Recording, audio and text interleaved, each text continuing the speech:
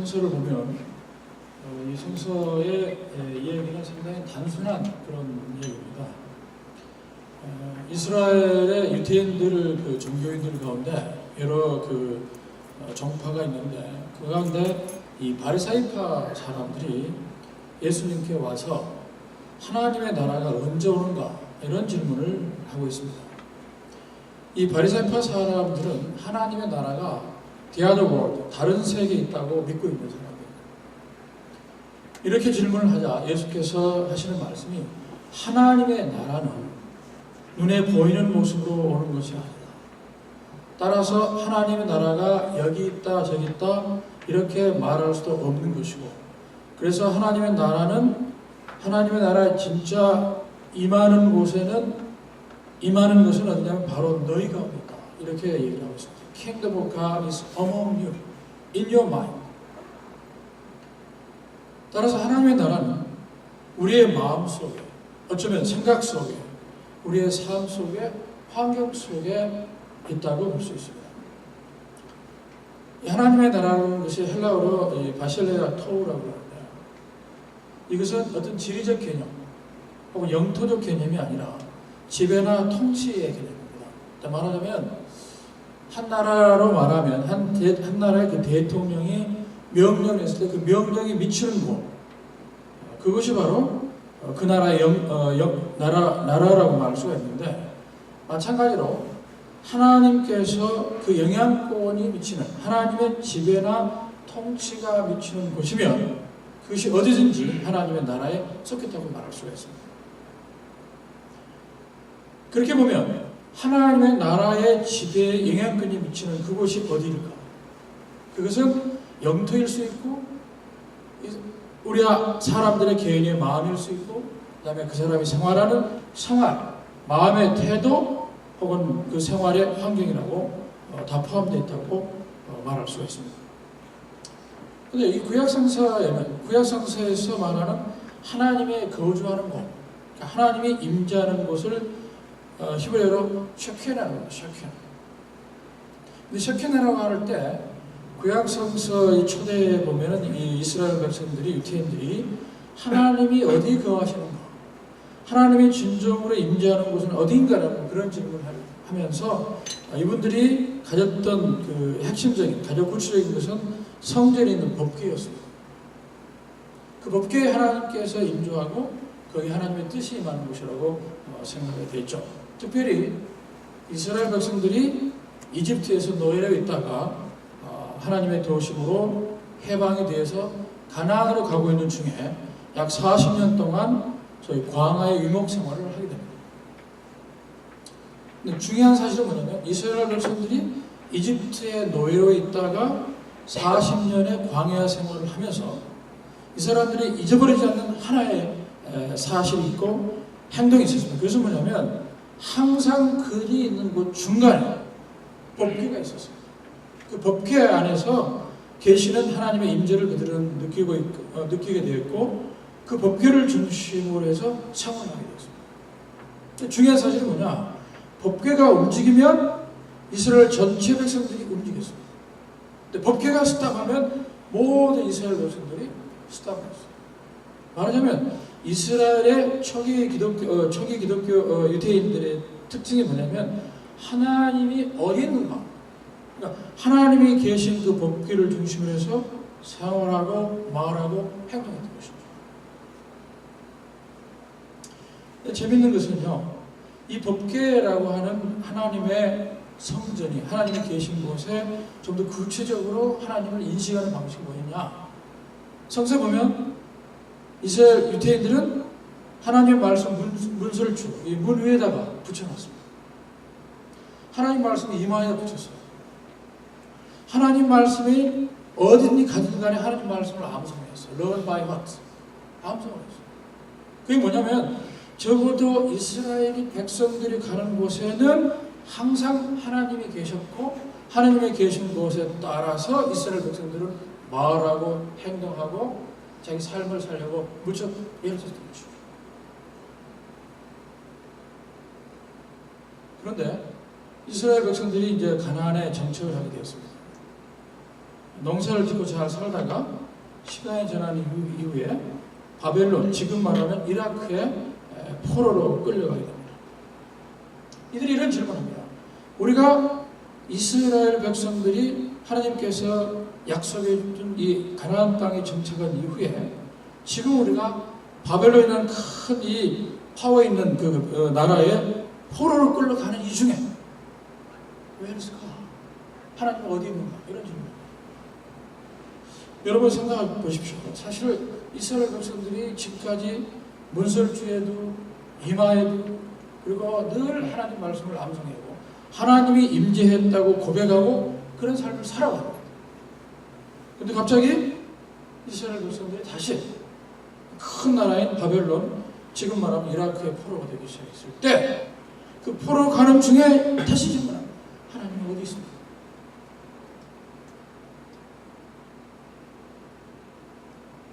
어디서 갔습니까? 사실은 우리 어렵지만 이스라엘 백성들이 끌려가는 그 순간에도 하나님은 그들과 함께 있었습니다. 쉐케네. 하나님의 임재하는 것은 특정한 것이 아니고 이스라엘 백성들이 포로로 끌려가는 그 중간에 하나님이 함께 있었습니다. 그러나 중요한 사실은 이스라엘 백성들은 그 사실을 버려버렸습니다. 그 사실을 깨닫지 못했습니다. 그리고 나서 하나님께 불평을 하고 불만을 토로하면서 새로운 종교를 만들기도 하고 소위 말하는 우상을 만들기도 했습니다. 그러나 분명한 사실은 그들이 끌려가고 있는 그곳에, 그 아픔과 고난을 당하고 있는 그곳에 하나님은 쉐케나 함께 있었습니다. 사실 우리도 그런 질문을 자녀합니다. 하나님, 내가 이렇게 고통을 당하고 어렵습니다. 도대체 하나님은 어디 계십니까? 우리의 주인 되시고 우리 역사를 창조하신 그 하나님은 어디 계신가요? 이런 질문을 종종 우리가 하게 됩니다.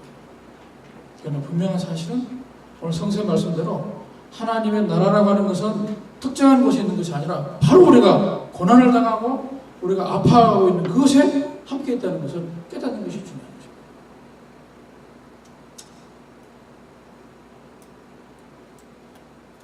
우리가 하나님의 나라라고 그럴 때 우리 성경 말씀대로 여기 있는 것도 저기 있는 것도 아니고 우리가 우리 마음 속에 우리 생활 토대 속에 우리 삶의 한 목판에 계시는 분명합니다. 근데 우리 중요한 것은 뭐냐면 하나님이 임재하신 하나님의 나라는 하나님의 속성들이 있습니다. 그러니까 하나님의 나라를 구성하고 있는 그 속성들을 표출되는 것이 곧 하나님의 나라가 임하는 것입니다. 자, 하나님의 나라의 속성들이 무엇일까요? 하나님 God's justice입니다. 하나님의 공의가 있는 곳, 하나님의 공의가 선포되고 옳고 그름을 판별해서 하나님의 원하는 쪽에 우리의 행동을 하려고 하는 것, 거기 하나님이 계신 것이죠. 둘째로 하나님의 속성 가운데는 사랑, 러브가 있습니다.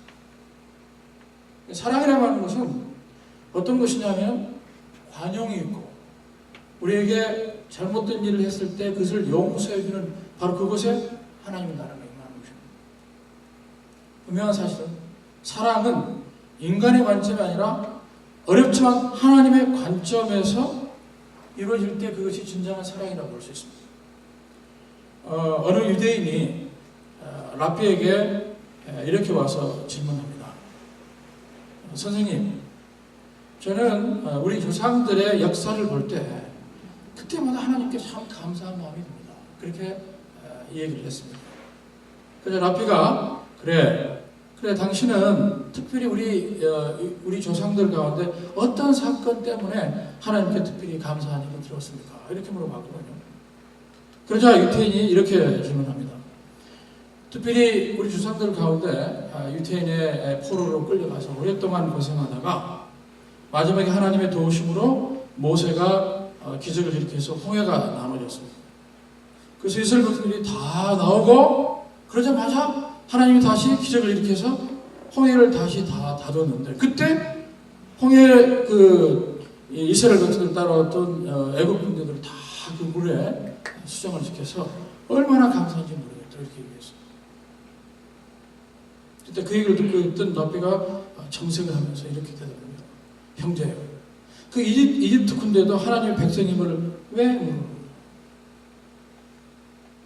사랑이라고 하는 것은 우리가 좋아하는 사람, 우리 가까이 있는 사람들에게 사랑을 베푸는 것은 누구나 할 수 있습니다. 그러나 여기서 하나님의 사랑이 적어도 하나님의 나라 속의 속성이라고 하는 것은 우리가 싫어하는 사람, 우리가 미워하는 사람도 하나님의 사랑을 받고 있다는 것을 인식하는 게 중요한 것입니다. 그래서 우리가 사랑이라는 것은 우리가 좋아하는 사람에게만 관용을 베풀고 관심을 보이는 것이 진정한 기독교 사랑은 아닙니다. 하나님의 임재하신 하나님의 나라는 바로 우리가 싫어하는 사람에게도 관용을 베푸는 것, 그것에 하나님의 나라가 임재한다는 것을 잊어버리면 안 됩니다. 마지막으로 하나님의 나라의 속성은 피스, 평화입니다. 우리가 평화라고 하는 것은 어떻게 보면 상당히 갈등이 없고 정적이고 조용한 것을 평화라고 생각하는 사람들이 많습니다. 그러나 성서에 보면 이 평화라고 하는 것은 정확히 말하면 이 기쁨과 고통을 이웃들과 함께 그것들을 함께 나누는 가운데 이루어지는 일종의 조화와 하모니가 이루어지는 과정이 평화인 것입니다. 따라서 평화를 만드는 사람들은 우리들과 함께 있는 사람들의 아픔과 고난을 우리 것으로 생각하는 사람. 만약 이것이 없는 소위 무관심이 있는 곳에는 평화가 없습니다. 무관심이 있는 곳에는 평화가 없고 평화가 없는 곳에는 하나님의 나라가 임재하지 않습니다. 따라서 우리가 하나님의 나라는 정의롭지 못하는 곳에, 또 용서와 간영이 없는 곳에, 그리고 하나님의 인간 이기심으로 가득 찬 갈등이 있는 곳에는 하나님의 나라가 임재할 수가 없습니다. 그래서 유태인들은 하나님의 나라가 우리들의 삶과 얼마나 직결되어 있다는 것을 여러 가지 얘기하고 있지만 그 얘기를 제가 하나 드리도록 하겠습니다. 어떤 경건한 한 유태인이 이 우물가에서 좀 떨어진 곳에 눈을 감고 명상을 하고 있었습니다. 근데 어떤 남자가 우물에 와서 물을 마시고 지나가다가 이 지갑을, 그러니까 전대를 떨어뜨리고 그것을 떠났어요. 얼마 후에 어떤 다른 남자가 우물가에서 물을 마시려고 하다 보니까 옆에 전대가 들어가 있어요. 얼른 오줌에 넣고 사라져버렸습니다. 그리고 한참 후에 어떤 다른 사람이 와가지고 물을 마시고 이렇게 옆에 있는 나무에 기대어서 이렇게 쉬고 있었습니다. 근데 얼마 후에 전대를 잃어버린 사람이 후닥 뛰어오면서 아무리 찾아봐도 지갑이 없어요. 그러니까 옆에 나무 밑에서 쉬고 있는 사람 찾아가서 당신 내 지갑 못 봤어. 그러니까 나는 본 적이 없습니다. 내가 갖고 있는 것은 이게 낡은 옷 한 벌뿐입니다. 그렇게 얘기를 합니다. 그래서 자꾸 여기 사람들이 없는 당신밖에 사람이 없는데 왜 지갑이 없다고 그러냐. 그렇게 하면서 옥신각신 싸움을 하다가 결국 이 지갑을 잃어버린 사람이 이 사람을 살해하게 됩니다. 자, 그리고 나서 그리고 이제 그 광경을 아주 경건한 유태인이 저 뒤에서 명상하면서 그 광경을 지켜봅니다. 그리고 하나님께 기도합니다. 하나님, 어떻게 이런 일이 벌어질 수 있습니까? 아니, 이런 비극적인 일이 왜 일어날 수 있습니까? 죄 없는 사람이 저렇게 죽도록 내버려 두는 것이 하나님의 뜻입니까? 이렇게 물어봤어요. 하나님이 뭐라고 대답했을까요? 하나님께서 이렇게 대답합니다. 돈 지갑을 잃어버린 사람은, 찾고 있는 사람은 그 지갑 속에 있는 돈은 사실 그 지갑을 잃어버린 자의 아버지가 돈을 훔쳐가지고 그 속에 넣은 것이다. 또 죽임을 당한 사람은 오래전에 돈 지갑을 가진 자 형을 살해한 사람. 인간들에게서 벌어진 일은 비록 아무도 보지 않지만 반드시 거기는 원인이 있고 그 원인들을 통해서 사건들이 일어나게 됩니다. 그러면서 이렇게 얘기합니다. 하나님의 나라는 하늘에 있는 것이 아니라 인간들 눈에는 보이지 않지만 그들의 그들이 일으키는 사건, 사람들과 관계 안에서 있게 된다. 따라서 하나님의 나라를 다른 것을 찾지 말고 바로 너희들의 마음과 행동과 생활 속에 찾아. 이렇게 라피를 조언하는 거죠. 우리가 성서를 좀 자세히 보면 이 초대교회 당시만 해도 하나님의 나라를 그들 생활 속에서 무척 시행하고 노력했던 그 모습을 볼 수가 있습니다. 그런데 이제 이 시기가 되면서 약속하신 하나님 예수님의 재림이 좀 늦어지기 시작합니다. 그러니까 사람들이 그 예수의 재림을 늦어지는 것을 참지 못하다가 헬라 철학의 플라톤이라든가 혹은 로마의 신비주의의 어떤 영향을 받아서 기독교를 이원론적으로 설명하기 시작했습니다. 우리가 보이는 현상이라고 하는 것은 그냥 그림자에 불과하다. 진짜 참 진리라고 하는 것은 저 대하드볼드에 있다라고 자꾸 설명하기 시작했어요. 자, 그렇게 얘기를 하니까 4세기쯤 와서 어거스틴, 우리가 알고 있는 어거스틴은 이렇게 설명합니다. 신앙이라고 하는 것을 함부로 설명하지 마라. 신앙은 반드시 처치, 에클레시아. 이 처치를 통해서 밖에는 하나님의 구원, 하나님의 진리를 알 수가 없다. 그래서 여러분, 우리가 잘 알고 있는 어거스틴은 그래서 현재 로만 캐톨릭의 신학적인 아버지라고 말할 수 있습니다. 그래서 이 로만 캐톨릭 교회는 대단히 교회 가르침을 강조한다. 그 이유가 바로 여기서 나온 거죠. 자, 그런데 우리가 속해 있는 소위 개혁교회는 루트나 칼빈은 적어도 우리에게 이렇게 설명합니다. 기독교인들이 살고 있는 또 하나님의 나라는 디아드 월드도 있지만 더 중요한 것은 우리의 생활 속에 있다라고 가르치고 있습니다. 그래서 그 깔병의 유명한 얘기가 뭐냐면 기독교인들의 직업은 하나님이 주신 소명이기 때문에 어떤 직업도 천한 것이 없다. 어떤 직업도 하나님이 주시지 않는 그런 직업이 없다. 따라서 최선을 다해서 우리에게 주어져 있는 일터에서 혹은 직업을 가지고 열심히 일하고 바로 그것이 하나님이 임재하는 것입니다. 여러분의 혹시 아시는지 모르겠습니다만 이집트의 상해문자 가운데 이 진리라고 하는 그 단어를 이 사람들은 상해문자를 어떻게 쓰냐면은 두 개의 이 그림을 가지고 설명합니다. 그게 내용이 뭐냐면 두 개의 귀를 이렇게 진리라는 개념이 뭐냐면 귀를 두 개 이렇게 그려놓고 밑에는 여러분들 그 샌달에 끈이 있죠. 이 끈을 두 개로 이렇게 십자가처럼 이렇게 묶어놓습니다. 이게 이 사람들이 말하는 진리의 개념입니다. 무엇일까요? 두 개의 귀와 두 개의 노끈, 신발끈. 그 당시에 이 이집트 사람들이 생각하는 진리, 참이라고 하는 건 뭘까? 그것은 우리가 listen to, 말씀을 듣고 그 다음에 신발을 이렇게 십자가로 메고 당당하게 행동을 통해서 다른 사람들에게 사랑을 전달하고 그들의 사랑을 나누는 것입니다. 이것이 이집트 사람들이 진리라는 개념을 설명하는 방식입니다. 마찬가지로 우리가 하나님의 나라라고 하는 것은 우리들이 만나는 사람들, 함께 일하는 곳에서, 가정에서, 그곳에서 하나님의 정의로움이 이루어지고 또 우리에게 좀 미운 사람도 있지만 그 사람들에게 관용을 베풀고 용서하는 바로 그곳에서, 그리고 폭력이나 갈등보다는 평화를 지키려고 무척 애쓰는 그곳에 하나님이 임재하는 사실을 다시 한번 기억했으면 합니다. 제가 마지막으로 여러분에게 또 라피 얘기를 하고 설교를 마치려고 하는데요.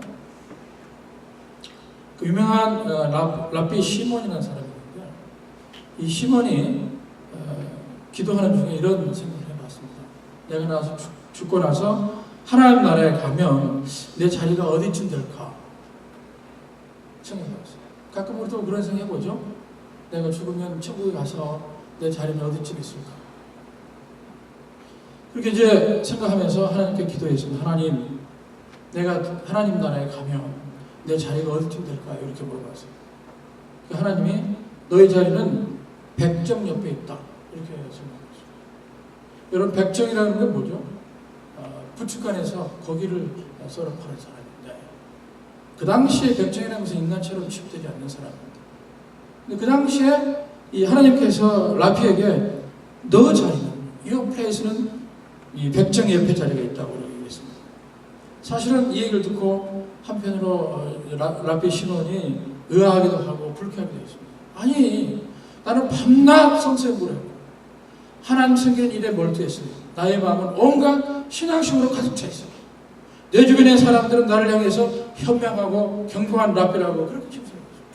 근데 왜? 내 자리가 부축관에서 일하는 그 보츠와가 비슷한 자리예요. 한참 생각하다가 이 랍비가 한번 도대체 그 백정이 어떤 사람인가를 알기 위해서 이렇게 부축관을 가봤어요.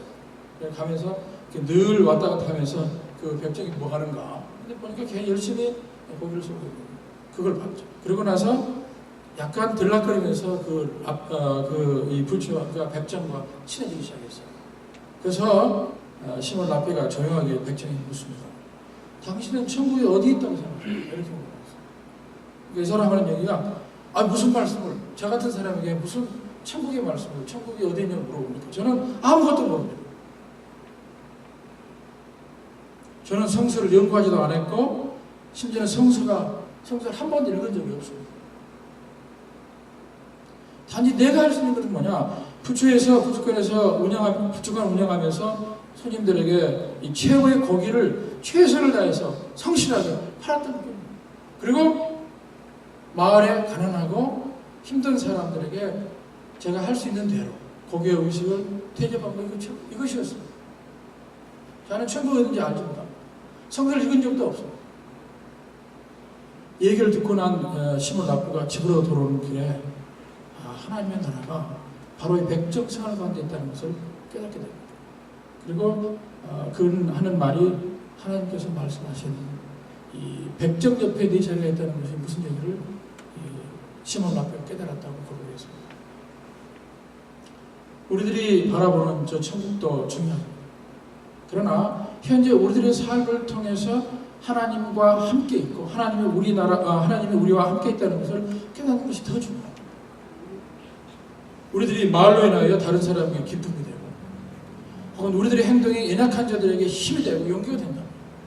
그리고 옳고 그름을 분별하여 옳은 것을 선택하려고 무척 노력하는 바로 그곳에 하나님의 나라가 있는 것입니다. 올 한 해 우리가 작은 것부터 시작해서 우리 이웃에 대한 작은 관심을 바로 두는 곳에부터 하나님의 임재를 경험하고 느끼며 살기를 바랍니다. 오늘 성서의 말씀은 그렇습니다. 하나님의 나라는 여기 있다 저기 있다는 것이 아니고 바로 어쩌면 우리들의 마음에 있다. 이렇게 말씀해 주십니다. 기도하십시다.